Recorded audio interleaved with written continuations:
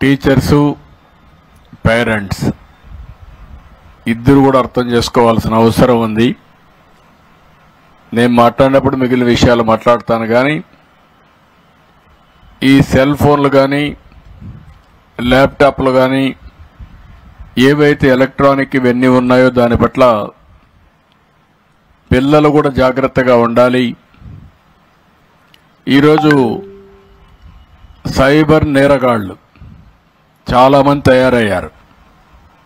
తయారయిన తర్వాత మనం చూస్తే చాలా ఒకటి రెండు కాదు, ఏదో ఫ్రెండ్షిప్ చేసినట్టు చేయడం, మాయమాటలు చెప్పడం, మభ్య పెట్టడం, వాళ్ళ జీవితాలతో ఆడుకునే పరిస్థితికి వచ్చారు. స్నేహం అనే పేరు పెట్టి అక్కడి నుంచి వాళ్ళ జీవితాన్ని నాశనం చేసి అదే మరిగా అశ్లీలమైనటువంటి ఫోటోలు కూడా తీసి బ్లాక్మెయిల్ కూడా చేసే పరిస్థితికి వస్తున్నారు. అంటే సమాజంలో ఒక మంచి జరిగినప్పుడు దానికి ఇంకొక కోణంలో చెడు కూడా ఉంటుంది. ఒక పక్క టెక్నాలజీ అవసరం, నిన్న కూడా నేను మాట్లాడాను, అది మన జీవితాలకి పెద్ద ఎత్తున మనం ఏదైతే అనుకుంటామో అది సాధించడానికి ఉపయోగపడుతుంది. అదే సమయంలో ఇలాంటి టెక్నాలజీ ఉపయోగించుకొని అవసరమైతే మన పేరుతో ఉండే మన డబ్బులు కూడా మన బ్యాంకులో దోచేసుకునే పరిస్థితులు కూడా వస్తున్నారు. ఒక్క నేరం కాదు, ఒక పక్క మోసం కూడా చేసి ఇంట్లో మనల్ని మిస్లీడ్ చేసే పరిస్థితి కూడా వస్తారు. ఇప్పుడు పాప చెప్పింది, కొన్ని విషయాలు చెప్పింది ఆ టీచర్ విద్యార్థి అయితే, ఇలాంటి నేరగాళ్లు చాలా మంది ఉన్నారు. అందుకే సైబర్ నేరగాళ్ల పట్ల మనం జాగ్రత్తగా ఉండాలంటే మనం ఏ విధంగా పనిచేయాలో మీరందరూ అర్థం చేసుకోవాల్సిన అవసరం ఉంది.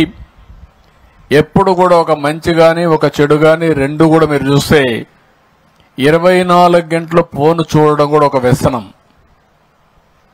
ఓసారి యూట్యూబ్లోకి వెళ్ళిపోతే కొన్ని పోర్న్ ఫిల్మ్స్ కానీ ఇలాంటివి కానీ వెళ్ళిపోతే ఇంకా రాత్రి అంతా కూడా బయట మన రారు, ఆ ఫోన్ చూసుకుంటూ ఉండిపోతారు. అదొక అడిక్షన్, అదొక బలహీనత. అలాంటి సమయంలో ఇంకా పిల్లలు చదువుకునే పరిస్థితి కూడా ఉండదు, చాలా ఇబ్బందులు వస్తాయి. కాబట్టి తల్లిదండ్రులు అన్ని జాగ్రత్తలు తీసుకోవాలి, టీచర్లు కూడా జాగ్రత్త తీసుకోవాలి. అప్పుడే ఇది సాధ్యం అవుతుంది. మళ్ళీ కూడా ఎప్పటికప్పుడు మాట్లాడుకుందాం. పిల్లలు చాలా చక్కగా చెప్పారు. రెండో విషయం చాలా గట్టిగా చెప్పాడు, డ్రగ్స్ వద్దు బ్రో, చాలా క్లియర్గా చెప్పాడు, మీ దగ్గర అనిపించాడు.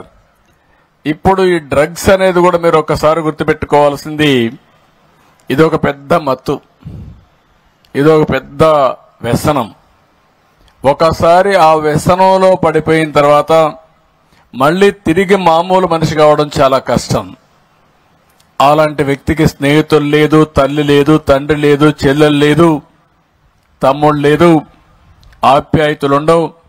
ఆ వ్యసనంలో పోయిన తర్వాత ఆ వ్యసనమే సర్వనాశనం చేస్తుంది, మనకుండే రిలేషన్షిప్ని పూర్తిగా విధ్వంసం చేస్తుంది. ఈరోజు మన రాష్ట్రంలో దురదృష్టం మీరు చూస్తే గంజాయి వచ్చింది. గంజాయిని చూస్తే ఇండ్ల కాడ పండించే పరిస్థితి వస్తారు కొంతమంది దుర్మార్గులు, అదేదో కూరగాయల పంట మారిగా. అంటే ఒళ్ళు కూడా కొవ్వెక్కిపోయి ఇష్ట ప్రకారం చేసే పరిస్థితికి వచ్చారు. అందుకనే రాష్ట్రం మొత్తం పెద్ద ఎత్తున ఈగల్ అనే పేరు పెట్టి, ఏదైతే ఈగల్ పేరుతో పర్యవేక్షణ చేస్తున్నాం, ఎక్కడికక్కడ సమర్థవంతంగా కంట్రోల్ చేస్తాం.